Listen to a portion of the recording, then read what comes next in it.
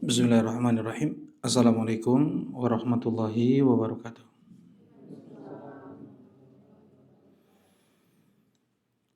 Innal hamdalillah nahmaduhu wa nasta'inuhu wa nastaghfiruh wa na'udzu billahi min shururi anfusina wa min sayyiati a'malina. May yahdihillahu fala mudilla lahu wa may yudlil fala hadiya lahu.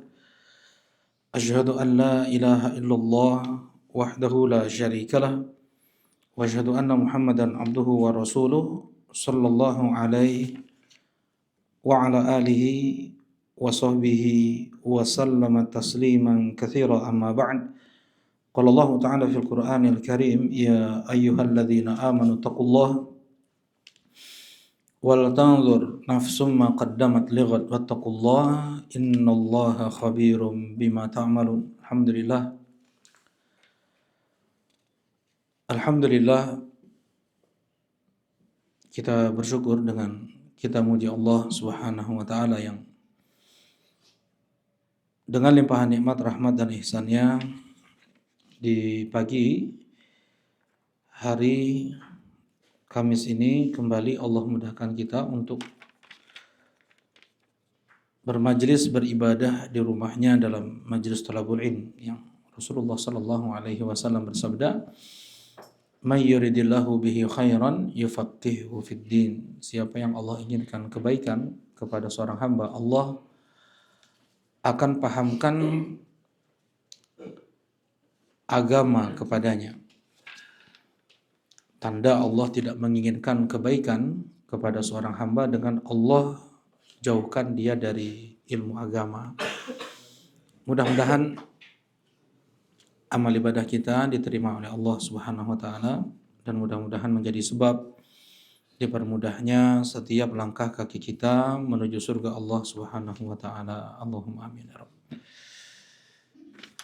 Nah, kita insyaallah melanjutkan kajian kitab Al-Arba'un An-Nawawiyah, masuk hadis yang ke-31.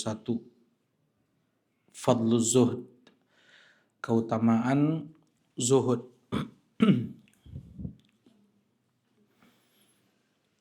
An Abil Abbas Sahal ibn Sa'ad As-Sa'idi radhiyallahu ta'ala anhu qala, ja'a rajulun ila an-nabiy sallallahu alaihi wasallam faqala, ya Rasulullah, dullani ala amalin idza amiltuhu ahabbani Allah wa ahabbani an-nas. Faqala, izhad fid dunya yuhibbakallah wazhad fima 'indan nas yuhibbakan nas. Haditsun hasanun rawahu Ibnu Majah wa ghairuhu bi asanid hasanah. Dari sahabat Nabi Abul Abbas Sahal ibn Sa'ad As-Sa'idi. Ya, Sahal ini dan ayah beliau dua sahabat Nabi Sallallahu Alaihi Wasallam. Nah, biasanya kalau sahabat tersebut dan ayahnya sahabat juga, biasanya radhiyallahu taala anhuma gitu ya. Radhiyallahu taala anhuma. Nah, kunyah beliau Abul Abbas. Apa arti Al-Abbas? Banyak yang berkunyah dengan Abul Abbas. Di antaranya Abdullah ibn Abbas. Ibn Taimiyah kunyahnya juga Abul Abbas. Apa arti Abbas? Nah, betul. Singa, betul. Abbas itu nama dari nama-nama singa ya. Nama dari nama-nama singa. Kalau arti secara bahasanya adalah yang bermuka masam, abasa wa tawalla. Abasa wa tawalla. Abbas, abus, orang yang cemberut terus jemedut terus. Nah, itu namanya abus bahasa Arabnya, atau Abbas. Ya, singa dijuluki dengan Abbas karena nggak pernah senyum kali ya. Nah, jadi dia namanya Abbas. Qala ja'a rajulun ilan nabi sallallahu alaihi wasallam faqala, datang seseorang kepada Nabi sallallahu alaihi wasallam dan bertanya, ya Rasulullah, dullani ala amalin idza amiltuhu ahabbani Allah wa ahabbaniyan nas. Ya, kata orang tersebut, ya Rasulullah, beritahukan kepadaku satu amalan yang apabila aku amalkan, Allah akan mencintaiku dan manusia pun mencintaiku juga. Nah, ini diantara yang banyak ditanyakan kepada Nabi Shallallahu Alaihi Wasallam, bagaimana mendapatkan cinta Allah, bagaimana agar Allah mencintai kita. Bukan hanya sekedar pengakuan kita cinta kepada Allah, ya. Banyak sekali orang yang ngaku cinta kepada Allah. Orang Yahudi, orang Nasrani, orang musyrikin Quraisy, mereka semua mengaku cinta kepada Allah. Ya, bahkan mereka mengatakan, nahnu abnaullahi wa ahibba'u, kami ini anak-anak Allah, kami ini kekasih-kekasih Allah. Ya, orang-orang banyak banyak ya berislam, mengaku cinta kepada Allah, memakai baju kaos aku cinta Islam, aku cinta Allah, aku cinta Rasulullah, pakai stiker juga di rumah, di mobil, ramai itu. Tetapi tidak terlihat ya tidak terlihat bukti, atau harus ada buktinya. Seseorang dia cinta kepada Allah, cinta kepada Rasulullah Sallallahu Alaihi Wasallam. Allah Subhanahu Wa Taala berfirman, "Qul in kuntum tuhibbunallaha fattabi'uni." Ya, karena banyak orang yang ngaku cinta kepada Allah, Allah turunkan ayat ujian, namanya ayatul imtihan. Namanya ayatul imtihan, ayat ujian. Surat Ali Imran ayat 31. Sebagai ujian bagi mereka yang ngaku cinta kepada Allah. Tadi siapa yang ngaku cinta kepada Allah? Orang Yahudi, orang Nasrani, kemudian orang musyrikin Quraisy. Mereka ngaku cinta kepada Allah nih. Ya. Nah, kemudian Allah turunkan ayat ke-31 di surat Ali Imran sebagai ujian, tolak ukur, kejujuran, cinta dia kepada Allah. Allah mengatakan, "Qul in kuntum tuhibbunallaha fattabi'uni yuhibbukumullah." Katakanlah kepada mereka, ya Muhammad, andaikan kalian cinta kepada Allah, jujur kalian cinta kepada Allah, maka ikutilah aku, ikutilah Nabi Muhammad sallallahu alaihi wasallam. Ya, nah ini ayat sebagai bukti jujur cinta seseorang kepada Allah, haruslah dia mengikuti Nabi Muhammad Sallallahu Alaihi Wasallam. Ya, namanya berittiba, mutabaah. Nah, mengikuti apapun yang datang dari Nabi Sallallahu Alaihi Wasallam, tahu atau tidak tahu hikmah di baliknya. Ya, tahu atau tidak tahu sebab urut, sebab nuzul atau apapun yang datang syariat dari Allah dan Rasulnya, ya dia kerjakan. Nggak perlu dia tanya, kenapa harus sholat 5 waktu 1 hari 1 malam, kenapa nggak harus puasa 1 bulan Ramadan penuh, nggak perlu ditanya. Ya, berbeda dengan kita mengikuti ustadz, ya, atau ulama, ajengan, kiai, imam madhab. Nah, kita harus tanya, mana dalilnya? Ketika mereka berfatwa, kita tanya, mana dalilnya, mana hujahnya? Kalau kita hanya ikut-ikutan saja, apa yang difatwakan oleh mereka tanpa dalil, maka namanya apa, Bang Felis? Taklid. Maka namanya taklid. Ya, dan taklid tidak boleh dalam Islam. Ya, taklid tidak boleh dalam Islam.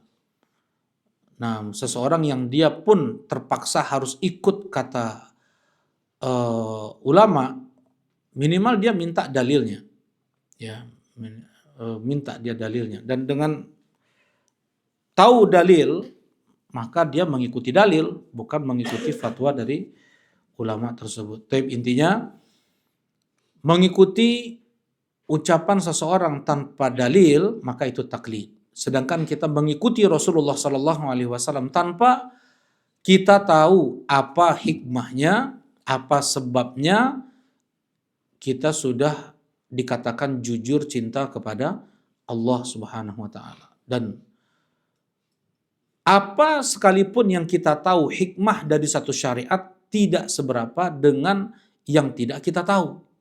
Ya, misalnya kita tahu nih hikmah puasa Ramadan, ada ini, ada ini, ada ini hikmahnya. Yang itu yang kita tahu, yang tidak kita tahu jauh lebih banyak lagi. Ya, sebenarnya hukum asal syariat semua adalah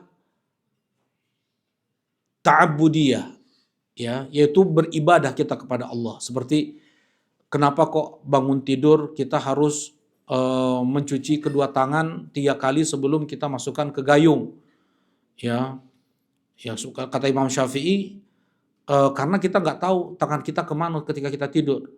Ya kata Imam Malik, sekalipun seseorang ikat tangannya di tempat tidurnya atau dia pakai sarung tangan, ya dia pakai sarung tangan, dia ikat erat, tahu di mana tangannya itu bangun dari tidur sampai bangun lagi, dia tahu tangannya di mana tuh. Sekalipun, ya sekalipun tetap dia harus mencuci kedua tangannya ketika bangun dari tidur. Ya, kemudian juga kata Imam Malik rahimahullah. Jadi kenapa kita harus mencuci kedua tangan kita? Ta'abudiyah. Kita beribadah, perintah dari Rasulullah seperti itu, kerjakan saja. Nggak usah tanya kenapanya. Kemudian kenapa harus dicuci bejana yang dijilat atau yang anjing minum di bejana tersebut, kita cuci 7 kali, satunya pakai tanah. Ya, oh di sana kan ada bakteri, ada apa? Ya ada bakteri, ada virus atau ada apalah. Emang yang ada bakteri, ada virus harus dicuci 7 kali gitu. Ya, misalnya mangkok kita jatuh di tempat sampah, kan banyak bakterinya tuh, tempat sampah banyak bakterinya. Ya, sedangkan itu mangkok kesayangan kita lah, misalnya nggak ada lagi yang jual di dunia ini misalnya. Dia harus pakai itu, dia emang harus cuci 7 kali, 1 hari pakai tanah, kan enggak, 1 kalinya pakai tanah, kan enggak. Ya, jadi nggak mesti yang banyak bakterinya, yang banyak kotorannya, apa namanya, yang banyak bakterinya kemudian itu najis, enggak. Ya, jadi kenapa kok dicuci 7 kali? Ta'budiyah, kita beribadah kepada Allah dengan kita mencuci bejana tersebut 7 kali, 1 kalinya pakai tanah. Nah seperti itu. Jadi tahu nggak tahu hikmah di balik itu, kita harus menjalankan syariat tersebut. Terlebih urusan akidah, ya tauhid, akidah. Kenapa? Karena hampir semua perkara akidah itu adalah gaib, ya kasat, nggak terlihat oleh mata kita. Nah, dan wajib kita untuk mengimani perkara gaib hanya sebatas yang datang dari Al-Quran dan hadis Nabi SAW. Tidak boleh kita lebih-lebihkan, tidak boleh kita kurangi. Apa contohnya? Banyak, ada ulama juga ya, walaupun ulama sunnah ya, tapi sebagai ulama lain mengkritiknya keliru. Misalnya seperti Allah beristiwa di atas arsy. Allah beristiwa di atas arsy. Ba'inun min khalqihi. Mereka menambahkan kalimat dan Allah terlepas dari makhluknya. Walaupun maknanya benar. Jelas insyaallah ya. Allah beristiwa di atas arsy. Allah beristiwa. Allah itu tinggi di atas arsy.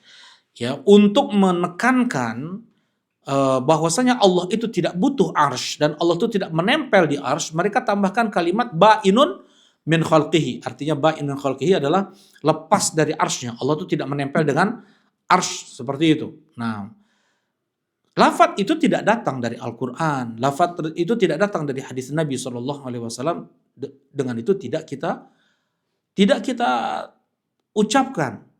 Ya, kita sudah tahu dengan hadis-hadis yang lain Allah itu tidak butuh arsy, enggak, Allah enggak butuh arsy.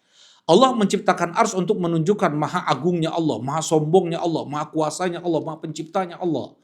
Ya, sebagaimana Allah tidak membutuhkan para malaikat untuk menyampaikan wahyu, untuk mengatur hujan, angin, panen, ya, untuk mengatur gunung dan yang sebagainya. Allah nggak butuh mereka. Allah ciptakan malaikat untuk menunjukkan maharajanya Allah Subhanahu wa taala. Nah, jadi untuk perkara tauhid, untuk perkara akidah, karena kebanyakannya adalah gaib, maka hanya sebatas yang datang dari dalil, ya, dari Al-Qur'an atau hadis Nabi saya. Tidak kita tambah-tambahkan, tidak juga kita kurangi, ya. Nah, apalagi jangan apalagi permasalahan takdir. Permasalahan takdir, permasalahan nama-nama dan sifat Allah. Permasalahan takdir jangan sampai bertanya kenapa.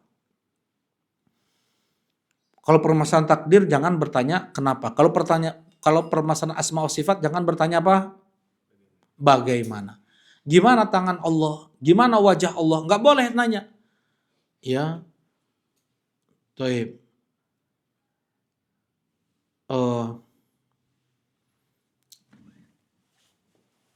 Nah, jangankan yang mengatakan Allah punya wajah siapa? Yang mengatakan Allah punya tangan siapa?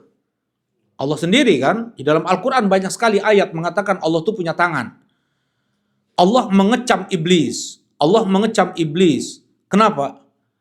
Ya, ma mana'akan tasjuda lima khalaqtu biyadai. Ya iblis, apa yang menahanmu untuk sujud kepada makhluk yang aku ciptakan dengan kedua tanganku? Jadi Nabi Adam itu ya spesial penciptaannya, tidak seperti langit, bulan, matahari, manusia yang lain, nabi-nabi yang lain. Allah ciptakan Nabi Adam itu dengan kedua tangan Allah. Itu di surat Shad Allah sebutkan.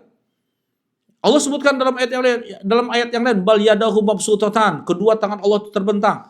Jangan sampai terbetik dalam hati kita tangan Allah kayak tangan kita. Ya. Misalnya kalau misalnya Anda bilang kaki kucing, kita tahu ya. Nggak mungkin kalau dibilang kaki kucing kita serupakan kucing dengan kaki kita, enggak kan?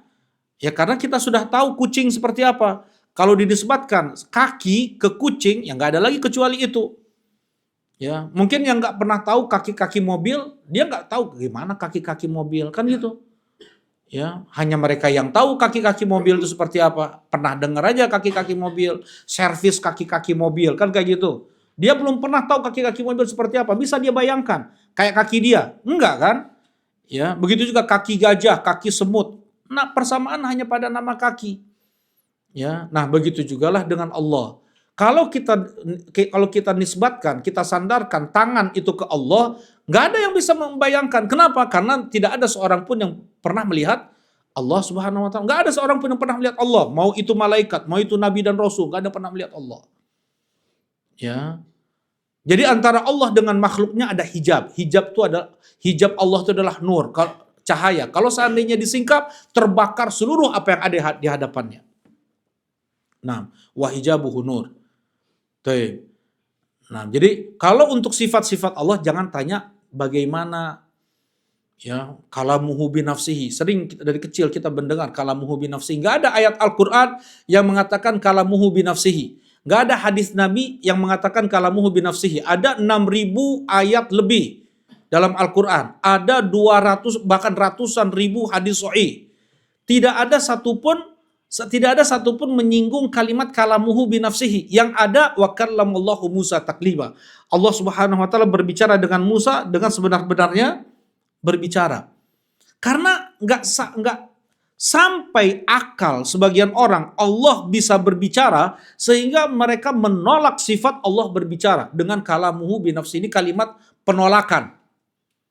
Kalimat penolakan yang alhamdulillah tidak diterima oleh orang Indonesia seluruhnya ini. Gak ada orang Indonesia baca Al-Quran kemudian bilang berkata Allah berfirman, kan gitu ya. Sari tilawahnya gimana yang baca terjemahannya? Yang baca terjemahannya. Allah berfirman, begitu ya. Kan Allah berfirman kan? Gak ada yang bilang Allah berfirman dalam hatinya, ada. Allah berfirman dalam jiwanya, gak ada ya. Aneh lah orang kayak gitu. Ya, semua orang yang baca Quran, yang baca terjemahannya mesti mengatakan Allah berfirman, Allah berkata, kan seperti itu ya. Allah berbicara, ya. Sedangkan yang disebarkan kalamuhu binafsihi, Allah berbicara di dalam jiwanya, ya. Nah, ini diantara orang yang tidak menerima sepenuhnya dalil-dalil tentang sifat Allah Subhanahu wa taala. Kalau Allah berbicara berarti Allah berbicara kayak kita ngomong dong, nggak bisa kayak gitu. Tangan Allah tidak seperti tangan makhluk. Jangankan tangan Allah ya. Kurma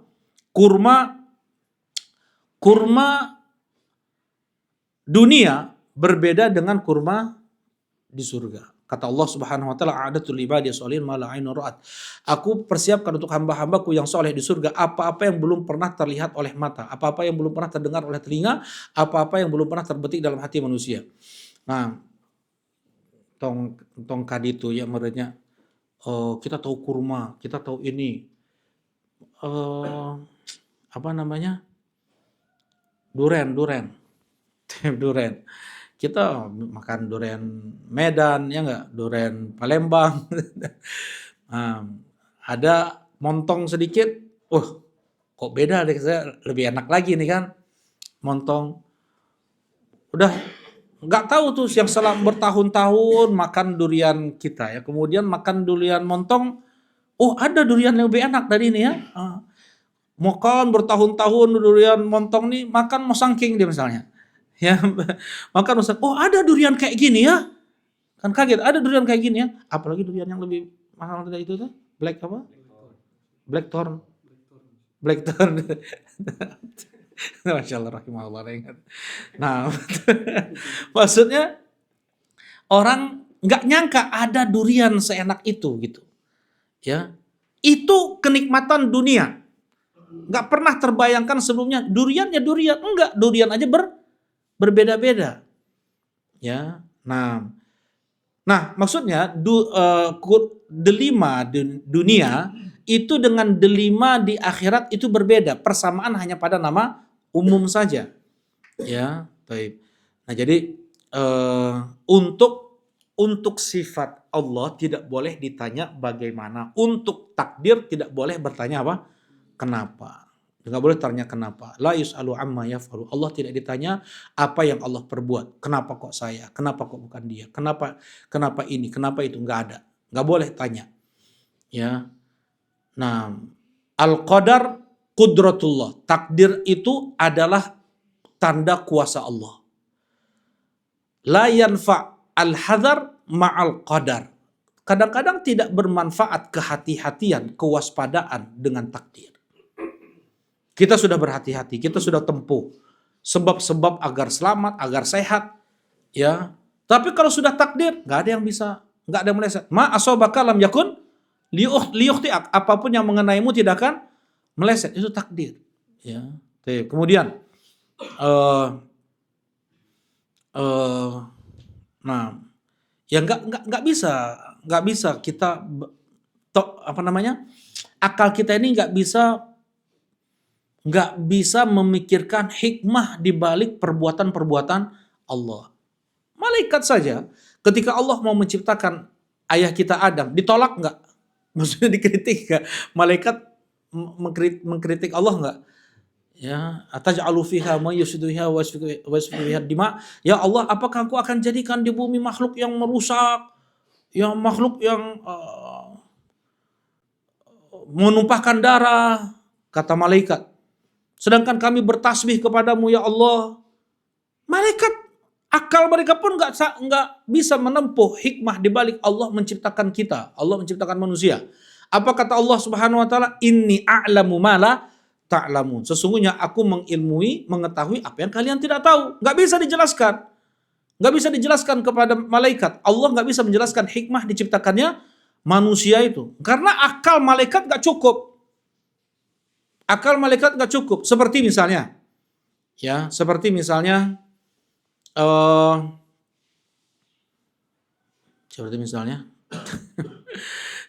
handphone ya, handphone. Misalnya handphone, jangankan anak kecil. Kita aja kalau ditanya, ini gimana kok kita bisa video callan sama yang di rumah, padahal jaraknya 10 km lah, atau yang di luar negeri 10.000 km, kita bisa ngobrol, kita bisa ngomong.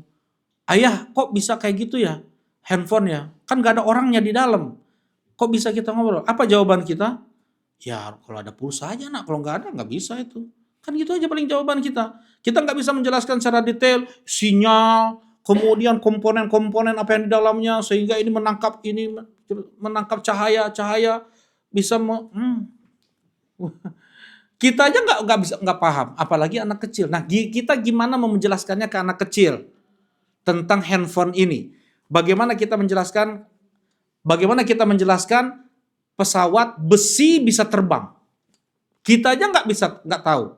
Akal kita nggak bisa ke sana, kecuali memang yang ahli memang. Kalau yang ahlinya juga bisa menjelaskan dia. Begitu ya. Nah, jadi maksudnya apalagi perbuatan Allah yang mencakup seluruh alam semesta ini. Perjalanan matahari, ya, di orbitnya, bintang, bulan, ya, kemudian tumbuh. Nggak ada yang sia-sia. Rumput yang ada di sekitar rumah kita, nggak ada yang sia-sia semua itu. Ya, Allah ciptakan secara detail. Ya, nggak ada yang percuma. Ya, nah, jadi jangan tanya bagaimana. Itulah sempurnanya sempurnanya ilmu Allah, sempurnanya kuasa Allah Subhanahu wa taala. Jadi jangan tanya kalau permasalahan akidah, takdir, jangan tanya kenapa. Ya, Ana punya teman suka nanya-nanya takdir, kenapa dan kenapa, akhirnya memang Allah angkat akalnya ya, jadi gila. Jadi gila. Enggak kan bisa. Kemudian untuk permasalahan sifat-sifat Allah jangan tanya tadi apa? Bagaimana. Kalau permasalahan takdir jangan tanya kenapa. Udah jalani saja. Jalani semaksimal kita mampu sesuai dengan rel jalur yang dibuat oleh Allah dan Rasulnya, ya. Ya'malu fakullun muyassarun lima kutibalah. Beramallah kalian karena setiap kita itu sudah ditulis surga dan nerakanya, ya. Setiap kita itu sudah ditulis surga dan nerakanya. Ini tempat duduknya di surga, tempat duduknya di neraka itu sudah ditulis oleh Allah Subhanahu wa taala. Kapan itu? 50.000 tahun sebelum Allah menciptakan langit-langit dan bumi. Dan tidak ada satupun makhluk yang pernah melihat atau tidak ada satupun malaikat dan nabi, rasul yang pernah melihat membuka catatan takdir. Nggak ada yang tahu. Malaikat nggak tahu ketetapan takdir. Nabi nggak tahu ketetapan takdir, apalagi kita. Ya, nggak. Terkadang orang ya Allah kasih sakit terus biar dia ingat Allah tuh. Kalau dia kasih sehat dia bisa lupa dari Allah. Kadang seseorang dia dikasih kaya terus, kalau dikasih sedikit kurangi dia bisa kedukun tuh. bisa bisa bisa Allah sayang sama dia. Sebagian orang Allah kasih miskin terus, kalau dia kaya sedikit berjudi dia. Ya, ini kalau muslim nih Allah sayang sama kita, kita nggak tahu apa hikmah kenapa. Jangan tanya kenapa. Ya, terkadang ada dirundung musibah terus agar kita ingat Allah Subhanahu wa taala terus. Ya, ada hikmahnya di balik itu. Dan pertanyaan kita sudah diwakilkan oleh sahabat kepada Nabi SAW. Ya Rasulullah, kalau seandainya sudah jelas surga dan nerakanya kita itu, fimal amal, untuk apa lagi kita beramal ya Rasulullah? Kalau sudah jelas surga dan nerakanya kita, untuk apa lagi kita beramal? Ya udah kita jalanin aja takdir nih. Ya, diam aja, bobo, ngusep, gitu. Bukannya jalanin takdir, surga dan neraka udah jelas. Ya, apa kata Rasulullah SAW? I'malu fakullun muyassarun lima kutibalahu. Beramallah kalian karena setiap kalian itu dimudahkan apa yang dituliskan untuk dia. Allah mudahkan apa yang Allah tuliskan untuk dia. Ada kemudahan belajar ilmu agama, kemudahan sholat 5 waktu, kemudahan berbakti pada orang tua, kemudahan cari nafkah, ya, untuk menghidupi anak istri sebagai bentuk kewajiban kita, ya, mencari nafkah orang tua, suami, seperti itu. Nah, alhamdulillah. Jadi kita kembali ya. Jadi permasalahan kejujuran cinta seseorang kepada Allah adalah dengan seberapa dia totalitas ya mengikuti Rasulullah Shallallahu Alaihi Wasallam. Ya, mengikuti Rasulullah Sallallahu Alaihi Wasallam. Nah, kul in kuntum tuhibbunallaha fattabi'uni. Andaikan kalian jujur cinta kepada Allah, maka ikutilah aku. Ya, tapi memang orang cinta atau iman kepada Allah, iman kepada hari kiamat bertingkat-tingkat, nggak sama semuanya. Sampai Umar bin Abdul Aziz bilang apa kemarin, Bang Felis, di hari Senin. Anda bacakan kata Syekh Muhammad Ibn Shalih bin Utsaimin rahimahullahu taala, kalau kita percaya hari kiamat, kita ini pandir. Ya, kita ini bodoh. Ya, idiot gitu maksudnya. Kalau Hamko itu bukan hanya bodoh ya. Kalau bodoh itu berapa IQ-nya? Enggak tahu. Nah, ini di bawah itu. Kalau hamko itu bawah banget lah. Karena kalau kalimat dungu itu pas itu untuk hamko itu. Pas itu. Nah, kata Umar bin Abdul Aziz, kalau seandainya kita percaya ada surga dan neraka, ada hisab, ada hari kiamat, maka kita ini bodoh. Kalau kita nggak percaya hari kiamat, kita sudah pasti kekal abadi di neraka itu. Gimana maksudnya Bang Felis kemarin? Waktu Salman Gelacik dites hari Senin kemarin, Salman. Nah, so, kaya deh ya.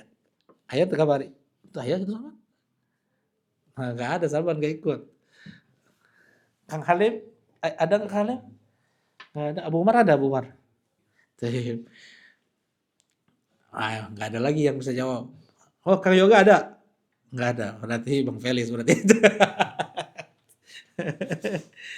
Nah, apa maksud ucapan Umar bin Abdul Aziz? Kalau seandainya kita percaya hari kiamat itu ada, kita percaya ada surga dan neraka, maka kita ini pandir, dungu. Masya Allah. Karena kita tadi malam pun Anda sampaikan. Oh, kalau kita, karena kita udah tahu tentang surga dan neraka, tapi kita tidak mengamalkan. ya, tidak Masya Allah, jazakallah. untuk Betul, Masya Allah, jazakallah. Kita yakin surga dan neraka itu ada. Tetapi keseharian kita, perbuatan kita, itu tidak menunjukkan adanya surga dan neraka itu. Makanya pandir. Ya. Yakin surga dan neraka itu ada. Yakin kehidupan setelah kematian itu ada. Ada hari perhitungan, ada hari persidangan, ada hari penimbangan. Kita semua akan melewati sirat. Kita yakin itu 100%. Tapi apa namanya? Tapi perbuatan kita sekarang ini, ya, keseharian kita itu menunjukkan kemana? Keseharian kita, perbuatan kita dan ucapan kita menunjukkan seakan-akan itu nggak ada. Gimana? Ya kita nggak bersungguh-sungguh. Ya, kita nggak bersungguh-sungguh untuk mendapatkan surga Allah, untuk bisa selamat dari neraka Allah. Ya, itu perbuatan kita. Anda sebutkan ada contoh Hammad ibn Salamah ya. Hammad ibn Salamah ini di biografinya disebutkan nggak pernah senyum, apalagi ketawa ya. Senyum aja nggak pernah, apalagi ketawa.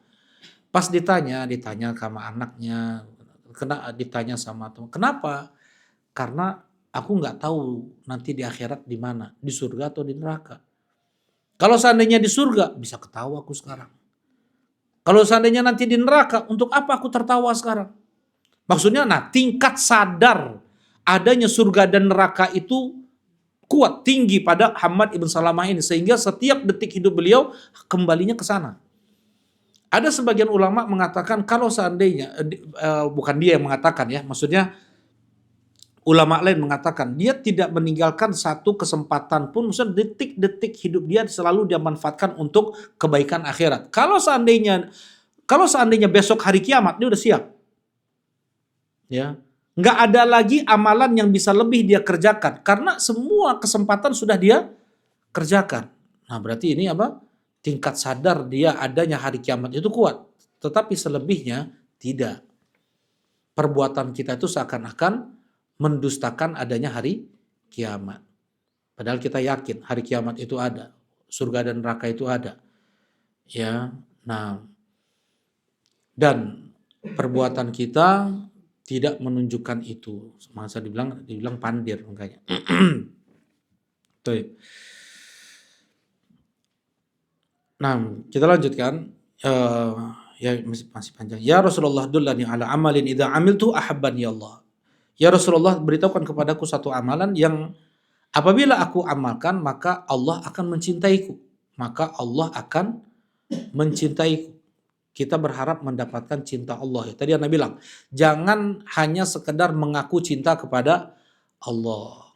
Jangan hanya mengaku cinta. Semua muslim pasti cinta pada Allah. Nggak ada muslim yang nggak cinta kepada Allah. Bahkan di sana ada orang kafir pun yang cinta kepada Allah.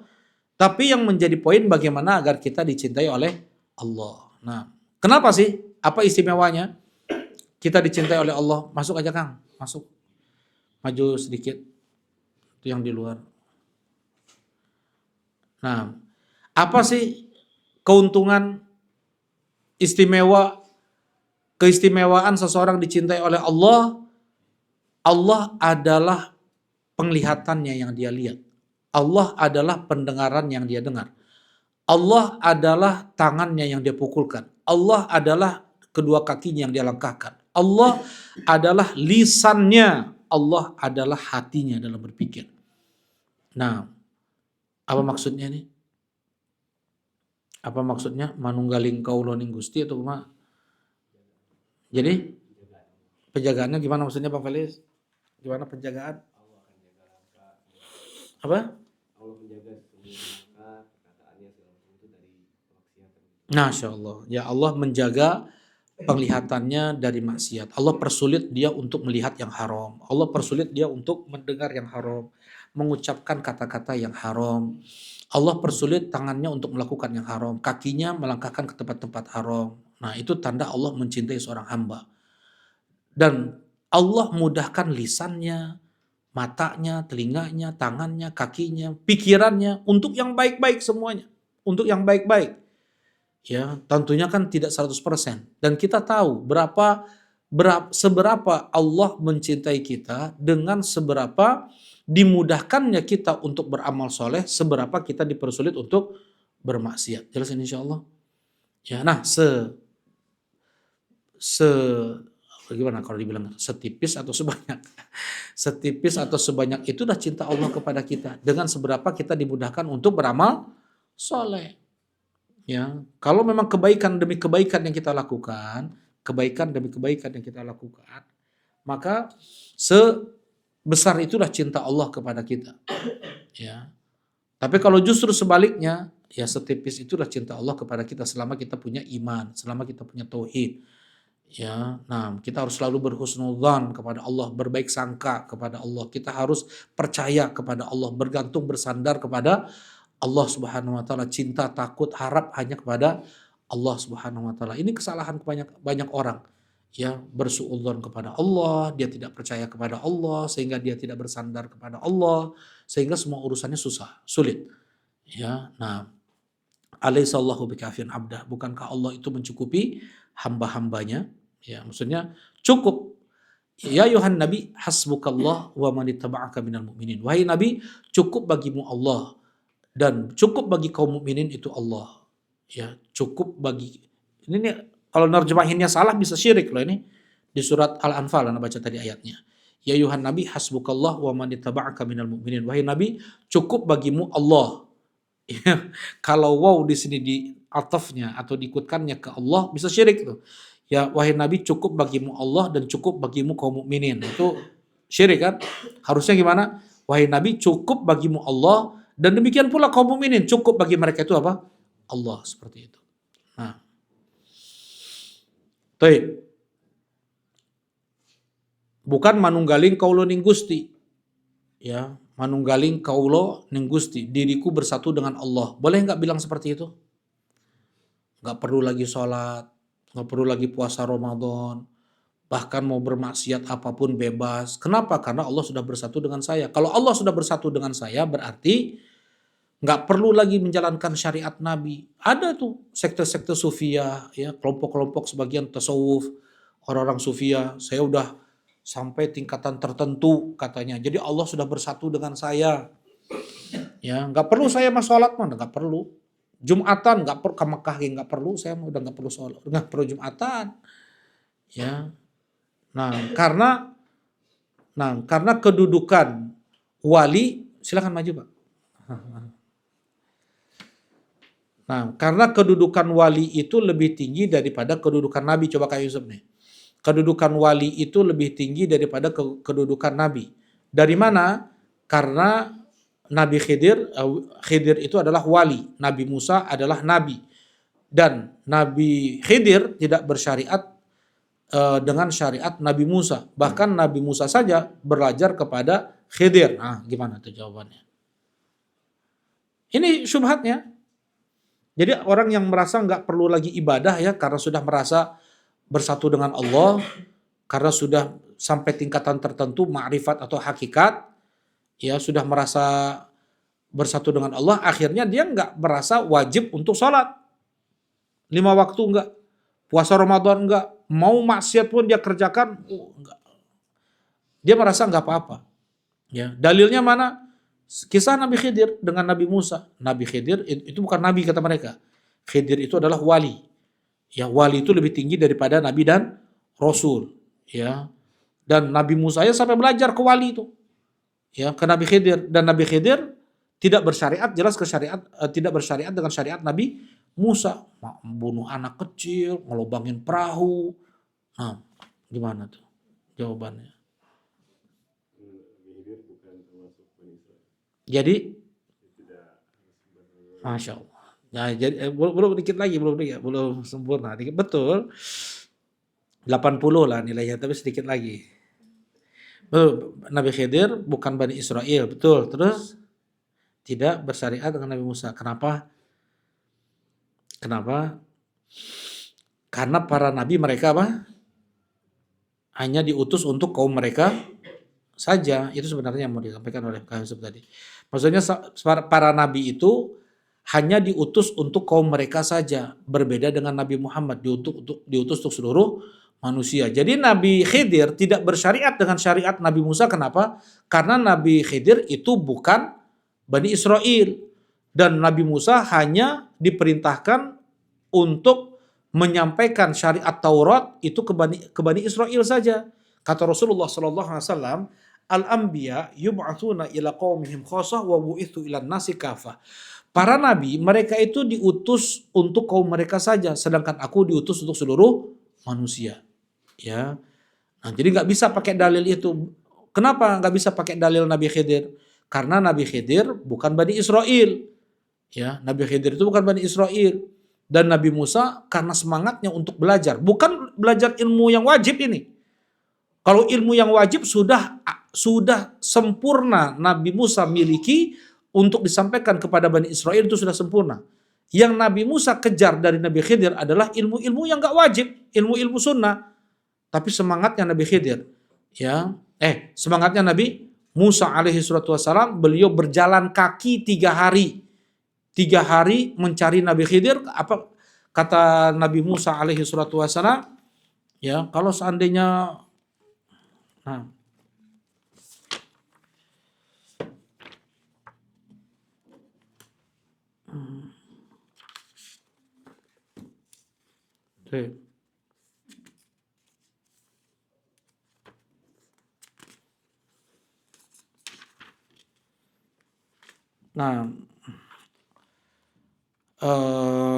wa idh qala Musa li fatahu la abrahu hatta ablugha majma'al bahraini aw amdiya huquba.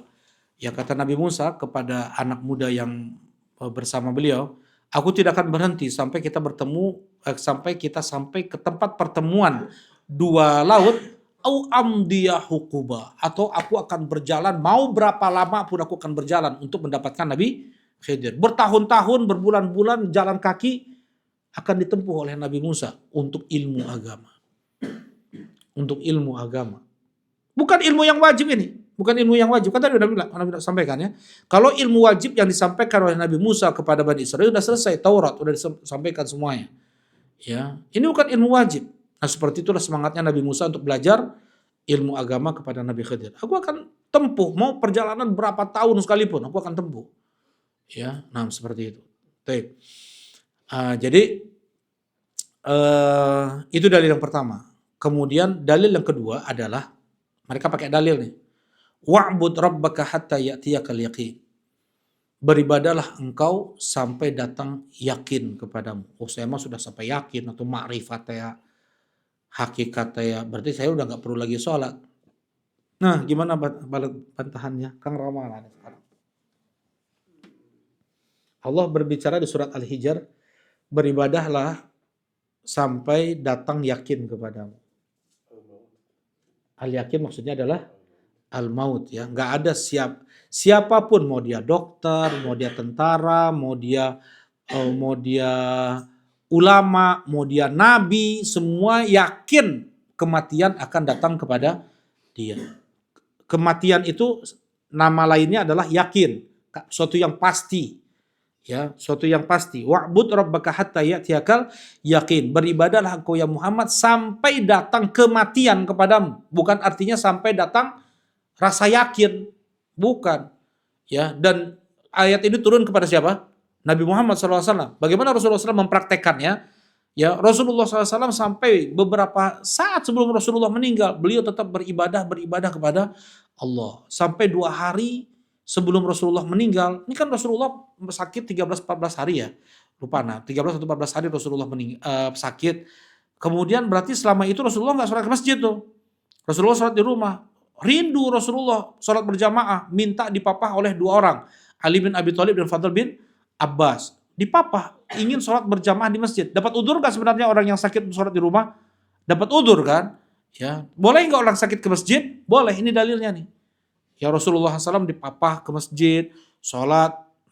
Wa'bud rabbaka hatta ya'tiyakal yakin dibuktikan atau diamalkan oleh Nabi SAW sampai sekalipun ya dekat-dekat kematian tetap kita harus beribadah kepada Allah. Sampai Rasulullah berwudu ya, pingsan. Saking panasnya tubuh Nabi, kemudian pas wudu pingsan. Sampai 3 kali pingsan. Ini sebelum Rasulullah nggak mengimami, masih ada jamaah di masjid, masih ya Rasulullah, mereka menunggumu. Mandi lagi Rasulullah, wudu lagi Rasulullah, pingsan lagi Rasulullah. Berusaha Rasulullah untuk bisa sholat di masjid. Selama turun wajib sholat 5 waktu, nggak pernah sekalipun Rasulullah sholat nggak berjamaah di masjid. Anda lagi ya. Selama turun wajib sholat berjamaah di masjid, nggak pernah sekalipun Rasulullah tidak sholat berjamaah di masjid. Rasulullah, Khulafa Rasyidin, sebenarnya para sahabat seperti itu. Kalau bukan udzur, apa udzur? Sakit, apalagi safar, apalagi hujan, apa? Perang. Ya, perang pun ada sholat khauf juga ya. Nah, tapi kalau memang waktunya memang kasib, ya memang nggak kasib tuh kasib. Ini bahasa Indonesia udah jarang nih Bang Felis. Coba lihat. Nah, coba lihat waktu kasib. Waktunya kasib, waktunya apa ya? Nah, coba apa? Waktunya kasib tuh nggak bisa tadi. Berapa? Apa namanya? Terlambat atau lewat waktu. Kasib pakai P. Coba lagi Bang Felis. Nggak ada itu aja cuman. Terlambat atau telat lewat waktu. Nah, waktunya kasib. Anak sering dengar ayah anak bilang ini waktunya kasib. Jadi apa namanya? Ya tadi waktunya mepet lah. Gak akan cukup kita untuk sholat di berjamaah sholatul khauf, maka sholat di tengah-tengah peperangan seperti itu. Kalau waktunya kasib ya, Nabi bilang tadi. Kalau waktunya kasib bisa sholat di tengah-tengah peperangan. Kalau enggak, sholatnya sholat khauf.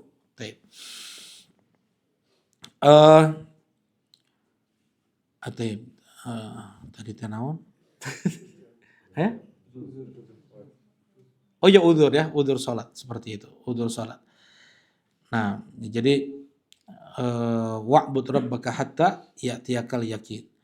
Yaitu diantara dalil. Mereka ini orang-orang ahli bid'ah yang merasa nggak perlu sholat di masjid.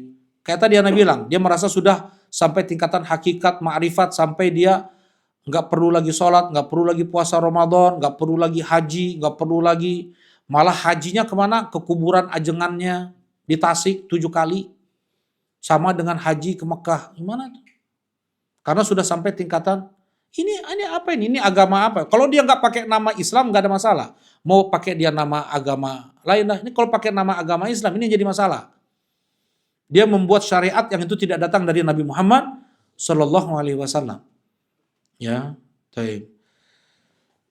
Nah, jadi bukan artinya ketika Allah mencintai seseorang, maka Allah adalah penglihatan yang dia lihat, Allah adalah pendengaran yang dia dengar, Allah adalah tutur kata yang dia ucapkan, tangan yang dia pukulkan, kaki yang dia langkahkan. Bukan artinya Allah bersatu dengan dia, bukan, tetapi Allah jaga dia. Allah persulit dia untuk melihat yang haram, mendengar yang haram, mengucapkan yang haram. Ya, Allah permudah dia untuk melakukan yang baik-baik, melihat yang baik-baik. Ya, nah itu kalau Allah sudah mencintai seorang hamba. Ya, wa idza sa'alani la'utiyanna. Dan kalau seandainya hamba tersebut dia meminta kepadaku, aku akan kasih. Wala inista'adani la'uidzanna. Andaikan dia minta perlindungan kepadaku, aku akan lindungi dia. Nah ini jadi misalnya kita ingin gak sih dicintai oleh Allah kalau seperti ini keadaannya? Ingin kita dicintai oleh Allah kan? Ya tadi kalau kita dicintai oleh Allah Subhanahu wa taala, semua kita dijaga, ya. Kemudian doa kita dikabulkan. Kita minta perlindungan Allah, Allah lindungi, dan gak mungkin Allah akan mengazab hambanya yang dicintai oleh Allah. Gak mungkin Allah mengazab. Ya. Allah bilang tadi lanjutan ayat yang Anda sampaikan tadi. Wa qalatil yahudu wan nasara nahnu abna'ullah wa ahibba'u. Berkata orang-orang Yahudi, berkata orang-orang Nasrani, kami ini anak-anak Allah, kami ini kekasih-kekasih Allah. Apa kata Allah? Qul falima yu'adzibukum bidunubikum. Kalau ya memang kalian itu kekasih Allah, dicintai oleh Allah, kenapa Allah mengazab kalian karena dosa kalian? Nggak mungkin yang namanya dicintai oleh Allah itu untuk diazab, mustahil. Mana mungkin cinta diazab? Nggak mungkin kan? Kalau yang namanya cinta disayangi, bukan diazab. Ya, nah mereka mengaku cinta kepada Allah, dicintai oleh Allah, kekasih Allah, anak Allah. Ya, mereka ngaku, qul falima yu'adzibukum bidunubikum. Kalau yang memang kalian ngaku kayak gitu, kenapa Allah mengazab kalian karena dosa kalian? Allah ubah nenek moyang kalian menjadi babi-babi dan kera-kera. Itu azab bukan? Itu azab. Karena dosa Allah azab. Ya, jadi hanya ngaku kalian cinta kepada Allah, cinta kepada Rasul. Bukti nggak kalian kerjakan? Ya, tidak tunduk dengan syariat. Ya, malah mereka ini menjual ayat-ayat Allah. Seperti misalnya semua di perjanjian lama, Taurat, Injil, Al-Quran, syariat Allah, orang yang sudah menikah berzina itu dirajam. Nah, bagaimana agar pendeta tidak menghukumi rajam, yaitu dengan apa? Dibayar nih. Dibayar di pendeta ini. Bagaimana caranya? Ya, akhirnya mereka cuma diarak di sekeliling kota, dipermalukan saja. Ya, selamatlah mereka dari rajam. Itu terjadi sudah dari zaman Nabi SAW yang Allah sebutkan, wa yashtaruna bi ayatillahi tsamanan qalila. Mereka menjual ayat-ayat Allah dengan harga yang sangat murah. Ya, itu diantara bentuk maksiat mereka ini, orang-orang Yahudi ini. Nah, kalau kata yang mu'alaf mah ya, pernah ngobrol sama anak, Injil tahun berapa gitu, ada haramnya babi itu ada. Haramnya babi itu ada. Ya tahun berapa gitu. Tahun yang baru-baru yang pas dibaca lagi babi hutan. Berarti ada kalimat hutan ditambah. Berarti babi peliharaan apa? Boleh. Nah kayak gitulah. Gimana caranya agar boleh makan babi, gimana caranya? Padahal di kitab Injil haram tuh.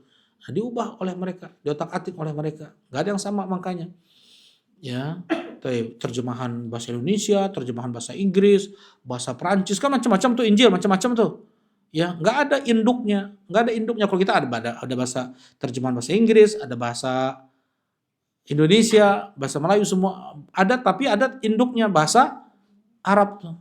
Nah, itu nggak ada. Orang-orang Taurat dan Injil tuh nggak ada. Tuh. Ya Rasulullah, dulani ala amalin idza amiltuhu ahabbani Allah. Nah, ini yang kita tempuh ya. Ya Rasulullah, tunjukkan kepadaku satu amal yang apabila aku kerjakan maka Allah akan mencintaiku. Wa ahabbaniyan nas, dan orang-orang pun juga mencintaiku. Ya, jadi kita senang ya kalau seandainya kita hidup dengan berukhuwah, bersaudara, berkeluarga. Ya, kita hidup enggak ada nggak ada perselisihan, persengketaan. Nah, ini ahabanian nas. Bagaimana orang pun cinta juga kepadaku. Ya, Baik. Jadi untuk mendapatkan kebaikan dunia dan akhirat ini sebenarnya pertanyaan ini. Bagaimana agar bisa baik dunia, hidup di dunia dan di akhirat, ya. Baik. Kemudian Rasulullah sallallahu alaihi wasallam menjawab, "Izhad fid dunya yuhibbakallah, wazhad fima 'indan nas yuhibbakan nas." Kata Rasulullah sallallahu alaihi wasallam, zuhudlah engkau terhadap dunia, maka Allah akan mencintaimu. Zuhudlah engkau terhadap dunia, maka Allah akan mencintaimu. Apa itu zuhud? Zuhud banyak para ulama mendefinisikan, ya. Ada yang mengatakan zuhud itu meninggalkan yang itu melalaikan dari akhirat, melalaikan dari Allah. Ada yang mengatakan zuhud itu menjadikan dunia di tangan, bukan di hati. Yang terbaik, yang paling bagus adalah definisi Syekhul Islam Ibn Taimiyah rahimahullah ta'ala. Zuhud itu tark ma la yanfa' lil akhirah, meninggalkan sesuatu yang tidak bermanfaat untuk akhirat. Itu zuhud. Sedangkan al-wara' tark ma yukhsha dararuhu fil akhirah, meninggalkan meninggalkan sesuatu yang dikhawatirkan akan memadaratkan dia di akhirat. Nah, itu wara'. Ya, misalnya apa waro? Makan gorengan, ya, makan gorengan, bala-bala, makan terus di warung, nggak tahu dia udah habis berapa nih, ya, tadi ngambil berapa nih, 3 atau 4, ya, dia ragu, yang 4 tuh dia ragu, ya, bayarnya berapa berarti? 5 atau nah, bayarnya berarti yang lebih, yang paling banyak tuh, padahal kan hukum asalnya yang yakin, ya, nggak ada yakin ini, ya, ragu. Nah, warok adalah dia meninggalkan sesuatu yang dikhawatirkan akan memadaratkan dia nanti di akhirat. Dia ngaku 3 misalnya, padahal yang dia makan 4, ya, itu nanti yang punya gorengan nuntut gak di akhirat? Nuntut, kita semua nuntut. Jangankan tukang gorengan, ya, ke kita, ya. Ibu kandung kita, ayah kandung kita, istri anak kita nuntut semuanya itu. Kita luar biasa di dunia ini luar cinta, ya. Ya, tapi kalau di akhirat semuanya mau selamat. Kalau di akhirat semuanya mau selamat. Kita mau selamat, ibu kita mau selamat, ayah kita mau selamat. Ya, anak istri kita mau selamat. Yauma yafirrul mar'u min akhihi wa ummihi wa abihi wa sahibatihi wa bani. Hari di mana seorang dia lari dari saudaranya, dari ibu dan bapaknya, dari anak dan istrinya. Lari. Kenapa? Karena semua menuntut hak. Semua menuntut hak yang tidak ditunaikan ketika di dunia. Ada hak mereka yang tidak kita tunaikan. Ya, ada hak kita yang tidak ditunaikan. Itu kita tuntut juga tuh. Kamu bala-bala mah tuh. Ya, orang lain nih. Orang lain bukan orang kita nih. Ada yang inilah, ada kezaliman dilakukan lah. Ya, apapun bentuk kezaliman yang kita lakukan, dituntut nggak nanti sama orang yang kita zalimi? Tuntut semuanya. Kehormatan. Ya, mungkin dia mencela, dia ngegosip, dia merendahkan, atau dia menzalimi harta, merusak barang saudaranya, sengaja tuh dirusak barang saudaranya, dirusak mobil saudaranya misalnya, ya, sengaja. Dia tuntut nggak di akhirat tuh? Dia tuntut di akhirat, semuanya akan dituntut di akhirat. Ya, kalau nggak dia maafkan di dunia ini, makanya minta halal, kata Rasulullah SAW. Mangkanat indahu madlamatun falyatahallalhu minhul yaum. Siapa yang dia pernah mendolimi saudaranya, minta halal hari ini. Kalau hari ini kita minta halal, dia nuntut kita, ya, kalau berarti kamu ya yang rusak barang saya, harus ganti. Saya dulu perbaiki 200.000, sekarang bayar. Sekarang udah inflasi, sekarang mah naik 300.000 sekarang bayar misalnya. Kita punya uang 300.000, bayar tuh. Daripada di akhirat repot. Sholat kita 5 tahun habis diambil sama dia misalnya. Gimana? Ya, semua mau selamat. Taib. Nah, itulah wara', meninggalkan sesuatu yang dikhawatirkan akan memadaratkan dia di akhirat. Ini bukan yang haram, ya, bukan yang haram.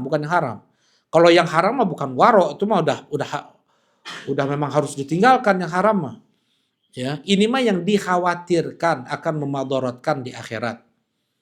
Ya, dia tinggalkan. Baik. Itu warok. Kemudian zuhud meninggalkan sesuatu yang tidak bermanfaat untuk akhirat. Oh, kalau gitu mah tong didamal we tuh. Ya, oh, sholat we terus, baca Quran we terus. Ya, karena meninggalkan sesuatu yang tidak bermanfaat untuk akhirat. Justru kalau dia sholat, nggak damal dia, kalau dia nggak mencari nafkah, repot urusan dia nanti di akhirat.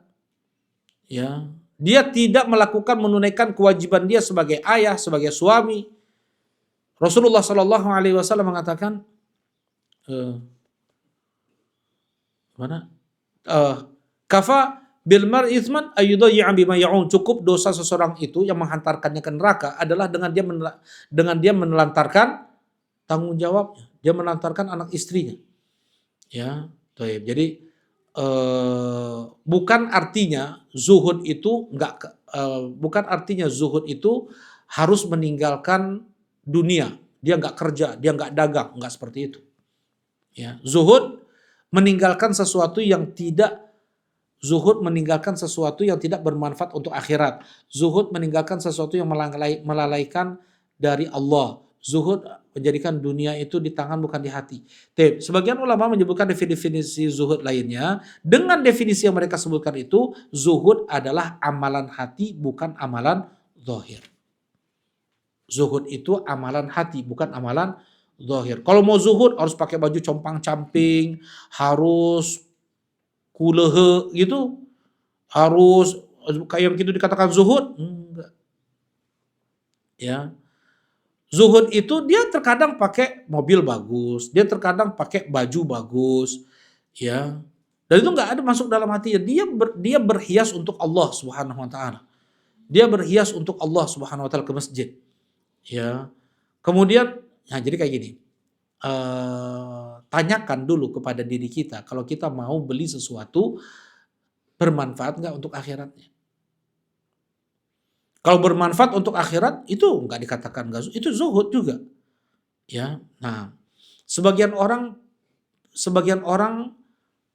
tadi misalnya mungkin pakaiannya atau apa namanya dia ibadah mah ada ibadah, tetapi hatinya selalu terikat dengan dunia. Nggak ada zuhud-zuhudnya itu. Ada orang Allah berikan kekayaan lebih, tapi memang dunia itu hina dalam hati dia. Ya, baru beli mobil kegores sedikit. Nah, enggak, kira-kira gimana tuh yang zuhud dengan yang gak zuhud? Nah, kegores lah misalnya ya, gores. Dunia gimana lagi? Udah ajal, udah ada waktunya itu. Ya, taib. Kalau sudah ada dunia dalam hati, waduh gimana? Ya, taib. Tanyakan ke dalam hati, tanyakan ke diri kita sendiri, kalau kita beli itu manfaatnya untuk akhirat kita, manfaat. Ya, mobil nggak mogok terus, misalnya, ya bisa untuk silaturahim, bisa untuk ibadah, bisa untuk macam-macam lah, dimanfaatkan. Mobil yang bagus untuk yang seperti itu. Rasulullah SAW punya kendaraan terbagus di Madinah. Apa namanya? Apa? Unta merah. Rasulullah enggak unta merah. Rasulullah pernah menaiki unta merah, tapi Rasulullah untanya enggak merah. Siapa nama unta Rasulullah? Qaswa, ya. Qaswa, Adba, ada dua. Qaswa, Adba.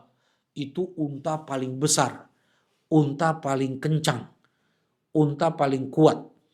Di zaman itu, di Nabi SAW, nggak ada yang bisa mengalahkan unta Nabi. Ya, nggak ada yang bisa menandingi lah.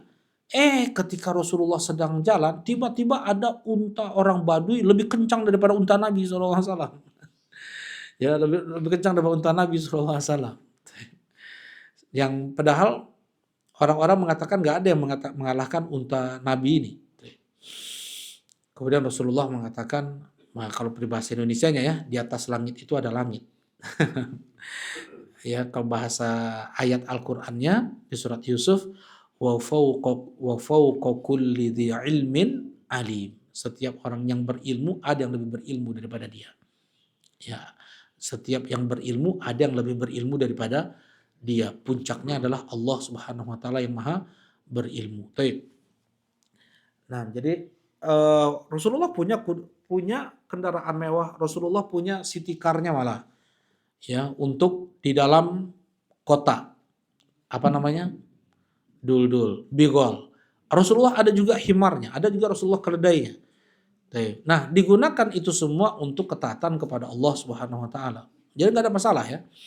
Nah, baju bagus, ya Bani Adam, khudu zinatakum inda kulli masjid, wahai Bani Adam, pakailah perhiasan kalian ke setiap kalian datang ke masjid. Ya Rasulullah belilah baju sutra itu untuk engkau pakai ketika datang tamu dan ketika hari Id. Kata Rasulullah sallallahu alaihi wasallam, itu pakaian yang tidak punya bagian di hari kiamat. Nggak boleh laki-laki pakai sutra kan? Tapi Rasulullah tidak mengingkari ucapan Umar untuk pakaian bagus dipakai ketika datang tamu, ketika hari Id. Memang itu dipakai. Memang ibadah. Seseorang punya baju bagus dipakai ketika hari Id. Itu ibadah. Kita beli baju misalnya untuk hari Id. Baju bagus. Itu ibadah. Ibadah. Ya. Nah, kita pakai baju bagus untuk ke masjid. Ya, itu ibadah. Ya, khudhu zinatakum inda kulli masjid. Baik. Nah, jadi bukan artinya zuhud itu harus pakai baju jelek ya. Bukan zuhud itu harus pakai harus kulehe misalnya, enggak. Ya. Baik, zuhud itu adalah amalan hati, bukan amalan zahir. Terkadang sebagian orang kaya raya tapi dunia itu di tangan, enggak masuk ke dalam hati. Ya, dia aman, nggak tergores, hatinya stabil, nggak sampai mencak, nggak sampai stres, nggak. Ya, tuh, nah itu zuhud. Nah, mau beli apapun tanyakan dulu, ya, tanyakan dulu dalam hati, bermanfaat nggak untuk akhirat? Bermanfaat, pakai, beli. Nggak bermanfaat, nah udah tinggalkan, nggak usah. Ya. Nah, ada yang lebih bermanfaat untuk akhirat dia seperti itu. Nah, ini yang pertama. Ya, zuhud izhad fid dunya. Izhad fid dunya. Dan kita pun harus tahu juga kadar dunia ini. Ya, kata Rasulullah SAW, kun fid dunya ka'annaka gharibun au abiris sabil. Ya Abdullah, jadilah engkau di dunia ini seperti orang lewat atau yang cuma numpang istirahat. Ya, Kayak misalnya kita ke rest area. Ada nggak kepikir di rest area kita kepikir mau bangun rumah di sini untuk ngaso, untuk istirahat. Ada nggak kepikir? Enggak. Nah, seperti itulah dunia ini. Mali wali dunia, kata Rasulullah SAW, apa urusanku dengan dunia kecuali seperti seorang musafir yang dia berteduh di bawah pohon, ya istirahat mungkin beberapa jam, beberapa menit, kemudian dia tinggalkan. Ya, nggak ada dia niat mau bikin bangunan, beli tempat tidur, beli di bawah pohon. Ada orang kayak musafir kayak gitu, nggak ada kan?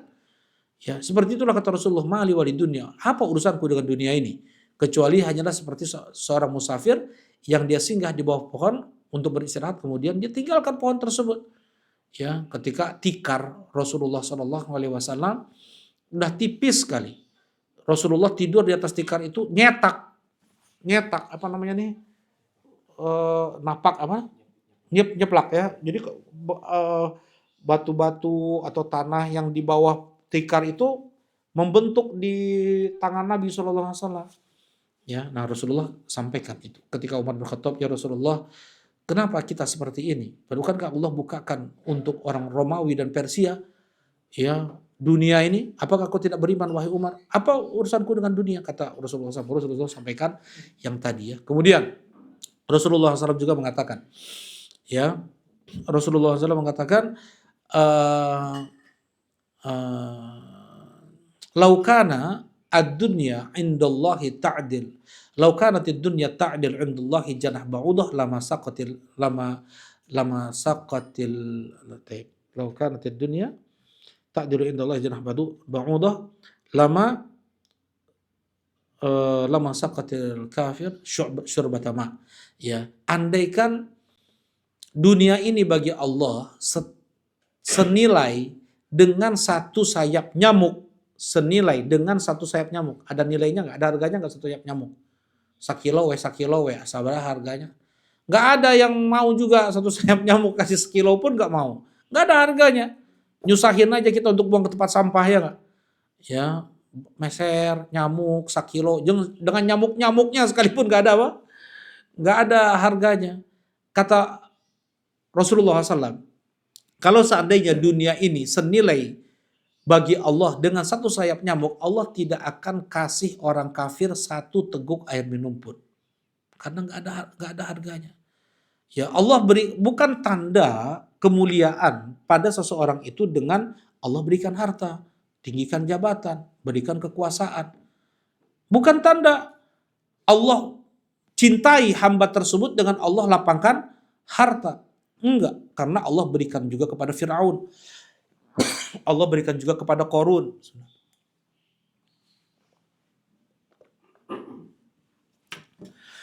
Allah berikan harta dunia ini kepada yang Allah cintai dan kepada yang tidak Allah cintai.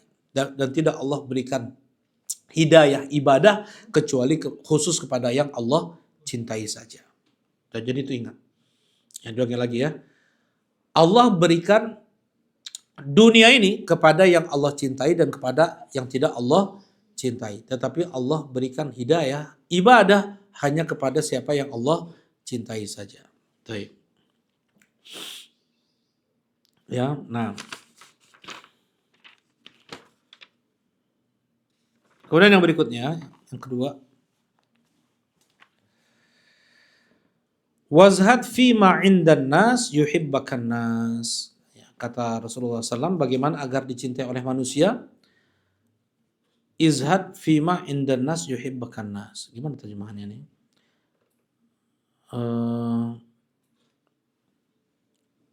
Apa namanya? Cukupkanlah dirimu dari apa yang ada pada tangan manusia, maka manusia akan mencintaimu. Maksudnya apa terjemahannya Ustaz Faris? Dan bersikap zuhudlah terhadap apa yang dimiliki manusia. Ya, enggak, itu enggak mewakilkan itu. Gimana terjemahannya Abu Umar? Wazhad fid dunya, wazhad fi ma 'indan nas yuhibbukan nas. Tidak berharap dengan apa yang ada di sisi manusia, maka manusia akan mencintaimu. Nah, itu lebih bagus. Nah, jadi kita nih jangan apa ya? Jangan minta-minta. Jangan minta-minta kepada manusia. Ya. Kata peribahasa Arab, minta-mintalah engkau kepada orang, maka engkau akan jadi budaknya. Banyaklah engkau memberi kepada orang, maka engkau akan menjadi tuannya. Balaslah kebaikan orang dengan yang sepadan, maka engkau akan setara dengannya. Ya. Nah, itu udah peribahasa Arab itu. Ya, peribahasa itu kan hasil dari ratusan tahun hidup manusia ya. Hasil dari ratusan tahun hidup manusia muncullah peribahasa, kaidah. Ya. Nah, jangan minta-minta kepada manusia. Kalau orang minta-minta kepada manusia, itu sudah apa ya? Menjatuhkan dirinya. Ya, menjatuhkan harga dirinya. Nah, sekaya apapun orang tersebut, ya, sekali dua kali senyumnya masih ke atas tuh. Sekali dua kali senyum masih ke atas, walaupun sekaya apapun ya. Nah, tapi lama-lama udah mulai datar dikit bibirnya, udah memble lagi ke bawah. Nah, beda dengan Allah. Kalau Allah semakin diminta, semakin Allah sayang sama kita, semakin Allah dekat dengan kita. Jadi Allah itu melihat hamba yang sangat membutuhkan Allah. Tahu dia punya Rob yang bisa memenuhi segala kebutuhannya. Jadi semua permintaannya diminta. Minta sendal, tali sendal putus, minta ke Allah itu semuanya ya. Jangan yang dari yang paling kecil sampai yang paling besar. Ya, ada keinginan punya motor, punya rumah, punya dunia, ya, minta kepada Allah. Lebih daripada itu kita minta agar dipermudah hisab kita, masuk surga tanpa hisab, tanpa azab, melewati sirat tanpa luka sedikit pun, ya, diberikan lembaran amal di tangan kanan, bisa minum dari telaga Nabi SAW, mendapatkan syafaat Nabi. Lebih diperbanyak doa minta kebaikan akhirat daripada dunia. Walaupun dunia sekecil apapun hajat kita itu, keperluan kita di dunia, minta kepada Allah Subhanahu wa taala. Ya, man arada ayastajiballahu du'aahu fi syada'id falyuksirid du'a fir raha. Siapa yang mau dikabulkan doanya di saat sempit, maka perbanyaklah berdoa di saat lapang. Jadi kita berdoa kepada Allah tuh bukan pas sedang susah-susah aja. Di saat lapang kita perlu apa-apa, minta terus ke Allah. Beda dengan manusia. Ya, wazar fi ma indan nas yuhibbukan nas. Jadi jaga jangan minta-minta ke orang, itu maksudnya. Jangan minta-minta kepada orang. Ya, maka orang akan mencintaimu. Ya, tapi kalau sudah minta-minta, orang nggak akan berubah hatinya. Ya, taib wazhab fi ma indan nas yuhibbukan nas. Taib, seperti ada Hakim bin Hizam. Kalau nggak salah Hakim bin Hizam. Dia banyak minta ke Nabi SAW. Rasulullah kasih terus. Ya. Ya. Kemudian orang Ansor ya, Hakim bin Hizam ya. Diminta terus suruh kasih sampai waktu ketika mereka meminta udah nggak ada lagi. Apapun Rasulullah miliki nggak ada lagi. Ya, kemudian Rasulullah mengatakan, "Fama u'tiya gimana? Fama u'tiya atoan Allah musta'an." Jadi wa may yasta'fif yu'iffahullah. Siapa yang dia menjaga kehormatan dirinya, Allah akan bantu dia untuk menjaga kehormatan dirinya. Dia sebenarnya perlu, dia sebenarnya butuh, tapi dia nggak mau minta, ya, dia nggak mau minta. Allah akan jaga kehormatan dia. Allah akan penuhi juga kebutuhan dia. Ya, wa may yasta'fif yu'iffahullah. Ya, wa may yatasabbar yusabbirhullah. Siapa yang dia berusaha untuk bersabar, Allah akan sabarkan dia. Siapa dia berusaha untuk menjaga kehormatan dirinya, Allah akan bantu dia. Ya, Allah akan bantu dia. Dia menjaga kehormatan dirinya. Jadi jangan enggak minta. Ifah itu ada dua, afif itu ada dua. Ya, afaf. Afan, pernah dengar afan? Afan, afif. Nah, itu. Nah, perempuan dikasih nama ifah. Artinya itu, afifah, yang menjaga kehormatan diri. Menjaga kehormatan diri itu dari dua. Apa itu? Dari wanita, kalau laki-laki ya, dari wanita dan dari harta. Ya, kalau perempuan, afifah, dia menjaga kehormatan diri dari laki-laki, dari harta, seperti itu. Nah, dia jaga kehormatan diri, jangan dia hinakan dirinya. Taib. Seperti kisah Nabi Yusuf. Nah, beliau menjaga kehormatan diri beliau, afif. Beliau ketika digoda, beliau menjaga diri beliau. Ya. Nah, wazhad fi ma indan nas yuhibbakan nas. Zuhudlah engkau dari apa yang ada pada manusia, maka manusia akan mencintaimu. Ya. Dan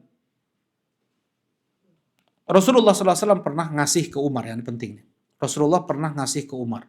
Kata Umar bin Khattab, ya Rasulullah, berikan kepada yang lebih membutuhkannya dariku. Rasulullah kasih yang lain. Kemudian Rasulullah kasih lagi sesuatu kepada Umar. Umar nolak lagi, ya Rasulullah, tolong kasih ke yang lebih membutuhkan dariku. Rasulullah kasih ke yang lain. Yang ketiga, ya Rasulullah, tolong, ya Umar, ini ambil. Kata Umar, ya Rasulullah, berikan kepada yang lebih membutuhkannya dariku. Apa kata Rasulullah SAW? Iqbilha, khudha, wa anta ghairu khudha wa anta ghairu mustasyrifin wala mutatalli'in laha. Ambillah wahai Umar, selama engkau tidak minta-minta, selama engkau nggak ngerayu-rayu orang, kan ada orang minta beda ya, macam-macam orang minta. Ada orang minta terus terang, minta gitu ya. Ada orang minta dengan nyinggung-nyinggung tuh. Ya, dengan nyinggung-nyinggung. Misalnya, ambillah selama engkau tidak meminta-minta dan engkau tidak merayu-rayu, tidak ngolok, bahasa Sunda itu nggak ngerayu-ngerayu seperti itu. Ya, selama itu dikasih, ambil. Baik. Dan sejak itu, kata Abdullah bin Umar, aku tidak pernah menolak pemberian siapapun dan apapun. Ya. Nah, kita cukupkan kajian kita di malam ini, di malam ini. Ini pagi ini ya. Subhanakallahumma rabbana bihamdika asyhadu an la ilaha illa anta astaghfiruka wa atubu ilaik. Assalamualaikum warahmatullahi wabarakatuh.